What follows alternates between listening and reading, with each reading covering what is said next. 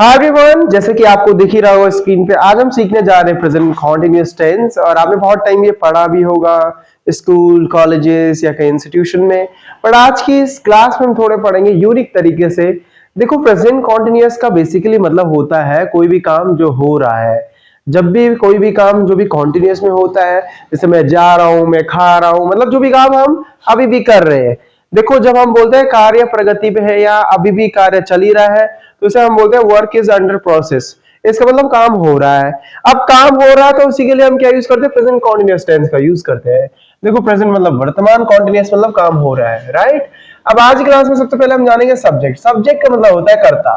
देखो, जो काम करने वाला होता है उसे हम सब्जेक्ट कहते हैं, और सब्जेक्ट के ठीक बाद हम यूज करेंगे इज एम आर। अब इज एम आर का जब हम यूज करते हैं तो इज एम आर के साथ हम यूज करेंगे वर्ब की फर्स्ट फॉर्म के साथ। वर्ब की फर्स्ट फॉर्म के साथ कौन सी फॉर्म? ING form. और लास्ट में हमारा ऑब्जेक्ट आ जाएगा। इसका मतलब जो भी काम मैं कर रहा हूं सबसे पहले किसके लिए क्या आएगा? हमारा सब्जेक्ट, फिर इज एम आर, फिर आईएनजी फॉर्म, फिर लास्ट में हमारा ऑब्जेक्ट। अब मैंने बोला मैं बाजार जा रहा हूं, तो कैसे बोलेंगे हम? I am going to market. I am को शॉर्ट फॉर्म में आप आम कह सकते हैं, और मैं बाजार जा रहा हूं तो आप कैसे बोलेंगे? I am going to market. वही देखो, मैंने बोला मैं पैदल जा रहा हूं तो आई एम गोइंग ऑन फुट। इसका मतलब मैं पैदल जा रहा हूं। अब यहां पे सीखेंगे हम जो इज का यूज होता है वो किसके साथ होता है? इज का यूज होता है हमारा ही शीट के साथ, और एम का यूज होता है हमारा आई के साथ। आपने देखा होगा इसके अलावा एम का यूज किसी के साथ भी नहीं होता है। तो एम का सिर्फ यूज होता है हमारा आई के साथ, और इसका यूज होता है ही शीट या ही शी इट। कोई भी सिंगुलर पर्सन आएगा जब जब कोई कौन सा आएगा? कोई भी सिंगुलर। सिंगुलर मतलब क्या था? एक वचन। देखो, कोई भी सिंगुलर या किसी का भी नाम आएगा तो समझ लेना आपको क्या यूज करना है? इसका यूज करना है। वही आई के साथ सिर्फ एम का यूज होता है, और वी यू दे के साथ कोई भी प्लूरल पर्सन आ जाए या कोई भी दो नाम आ जाए उसके साथ हम हमेशा आर का यूज करेंगे। जैसे रमेश एंड सुरेश मार्केट जा रहे हैं, तो Ramesh and Suresh are going to market. समझ में आ रहा होगा सबको? तो देखो, फिर से मैं बता रहा हूं, हम आज की क्लास में बात करें प्रेजेंट कॉन्टिन्यूअस की। अब चलते हैं नेक्स्ट स्लाइड की तरफ। अब देखो, मैंने बोला कि मुझे देर हो रही है, तो आई के साथ फिर से हम एम का यूज करते हैं। तो आई एम को शॉर्ट फॉर्म में बोलेंगे हम आम, और आम गेटिंग, सॉरी, मैं तुम्हें समझ रहा हूं, तो आप बोल सकते हैं आई एम गेटिंग यू। क्या बोलना है आपको? आई एम गेटिंग यू। अच्छा, मैं बर्तन धो रहा हूं, तो कैसे बोलेंगे आप? I am doing the dishes. इसका मतलब मैं बर्तन धो रहा हूं। देखो, डिशेस खाने वाली भी होती है, और जो जूठे बर्तन होते हैं उन्हें भी हम डिशेस कहते हैं। आई एम पीलिंग द ऑनियन। इसका मतलब मैं क्या कर रहा हूं? ऑनियन का छील रहा हूं। तो जब भी आप छील रहे हो तो छीलने के लिए बोलेंगे हम peel. I am peeling the onion with knife. तो जब भी आप देखो, यहाँ पे विद का यूज क्यों हुआ? सबको पता है विद का यूज मतलब साथ के लिए होता है। बट जब भी आप किसी टूल से अपना काम करते हो या निकालते हो उसके लिए हम विद का यूज करते हैं। नाउ आज के हम नेक्स्ट स्लाइड में पढ़ेंगे sweep the floor. Sweep the floor मतलब होता है आटा छानना। मैं आटा छान रहा, तो आप बोल सकते हैं हम सिफ्टिंग द फ्लोर। फ्लोर का मतलब क्या होता है? आटा, राइट। तो सिर्फ द फ्लोर का मतलब होता है आटा छानना। कुछ लोग इसे फ्लावर भी कहते हैं, फ्लोर भी कहते हैं। देखो, फ्लोर का मतलब होता है ये अमेरिकन लोग कहते हैं, और फ्लावर कहते हैं हम ब्रिटिश में। नाउ मैं आटा छानना, तो आप बोल सकते हैं हम shifting the floor. Pour the water. देखो, जब भी कोई भी लिक्विड चीज हम उड़ेलते हैं, उड़ेलने के लिए बोलते हैं हम पोर। और जब कभी आप पानी उड़ेल लो, तेल उड़ेल रहे हो या तेल डाल रहे हो, तो आप बोल सकते हैं पोर द ऑयल। अब मैं पानी उड़ेल रहा हूं, तो I am pouring the water. वही नीड द डो। देखो, डो मतलब होता है आटे का गोला बनाना, और नीड मतलब होता है किसी भी चीज को जब आप मसलते हो उसे बोलते हैं नीड। अब नीड द डो मतलब क्या हो गया? हमारा आटा गूंदना। वही जब हम गोले बनाते हैं आटे के उसे बोलते हैं make the ball. Roll out the chapati. देखो, रोटी को जब हम बेलते हैं, बेलने के लिए बोलते हैं हम रोल आउट द चपाती।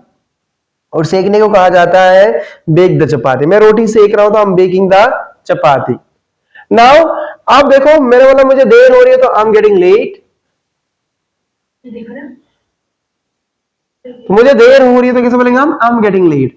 और वही मैंने बोला मुझे सब कुछ समझ में आ रहा है, तो आप बोल सकते हैं आई am getting everything. Now I am getting, it's getting dark. जब भी अंधेरा हो रहा है तो आप ऐसा नहीं बोल सकते इट्स गेटिंग नाइट, आज से बोला इट्स गेटिंग डार्क। वही मुझे बोला मैं मुझे गुस्सा आ रहा, तो आप क्या बोलेंगे? I am getting angry. और मुझे हिचकी आ रही है तो आई एम गेटिंग हिकअप। अब चलते हैं आगे की ओर। अब हम बात करेंगे थोड़ा नेगेटिव सेंटेंस के बारे में। नेगेटिव में इसका क्या हो जाएगा? इज़मार हमारा सेम आएगा, जैसे हमने पहली वाली भी क्लास में, मतलब पहली वाली स्लाइड में बात की है। बट ध्यान रखना, इज़मार के साथ यहाँ पे एक और चीज हमने ऐड ऑन करना है, दैट इज कॉल्ड नॉट। मतलब अब देखो, जो भी काम मैं नहीं कर रहा हूं तो आई एम नॉट डूइंग। मैंने बोला मैं नहीं चिल्ला रहा हूं तुम्हारे ऊपर, चिल्लाने के लिए बोलते शाउट, और जब भी आप किसी के ऊपर चिल्लाते हो तो शाउट के बाद हमेशा एट यूज होता है, राइट? तो I am not shouting at you, इसका मतलब मैं तुम्हारे ऊपर नहीं चिल्ला रहा हूं। वही देखो, मारने के लिए कहते हैं हम बीट, और वहां मुझे नहीं मार रहा है तो हम क्या बोलेंगे, या वहां मुझे नहीं मार रही है तो क्या हो जाएगा, शी इज नॉट बीटिंग मी। क्या बोलेंगे हम, शी इज नॉट बीटिंग मी। अब देखो वहां नहीं आ रही है, नेगेटिव सेंटेंस में कैसे बोलेंगे हम, शी इज नॉट कमिंग, और मेरे साथ नहीं आ रही तो she is not coming with me. You are not buying this dress, इसका मतलब तुम इस ड्रेस को नहीं खरीद रहे हो। दे आर नॉट फाइटिंग, इसका मतलब वो लोग लड़ नहीं रहे हैं। I am not piling the onion, इसका मतलब मैं ऑनियन को नहीं छील रहा हूं। अब हमने कुछ सीखे थे नेगेटिव सेंटेंस, अब बात करते हैं इंटरोगेटिव सेंटेंस की। इंटरोगेटिव सेंटेंस उन सेंटेंस को कहते हैं जहां हम किसी को क्वेश्चन पूछते हैं। अब मैंने बोला क्या तुम मेरे साथ आ रहे हो, तो किससे बोलेंगे हम, are you coming with me. जब भी हम किसी को बोलेंगे क्या तुम मेरे साथ आ रहे हो, are you coming with me, तो देखो जब भी क्या पहले आएगा तो ये इज़मार पहले आ जाएगा। क्या वह किसी को ढूंढ रही है, तो is she looking for someone. तो जब हम बोलेंगे क्या वो किसी को ढूंढ रही है तो कैसे बोलेंगे हम, is she looking for someone. Now are they coming or not, क्या वो आ रहे हैं कि नहीं, तो आप क्या बोलेंगे, are they coming or not. तो ये क्या थे हमारे कुछ इंटरोगेटिव सेंटेंस थे। आई होप आप सबको प्रेजेंट कॉन्टिन्यूअस समझ में आएगा। प्रेजेंट कॉन्टिन्यूअस का बेसिकली मतलब होता है जब भी कोई भी काम हो रहा है, और आज की क्लास में हमने बात की प्रेजेंट कॉन्टिन्यूअस की। Thank you for watching. अगर आपको ये वीडियो पसंद आती है तो do like share and subscribe YouTube channel.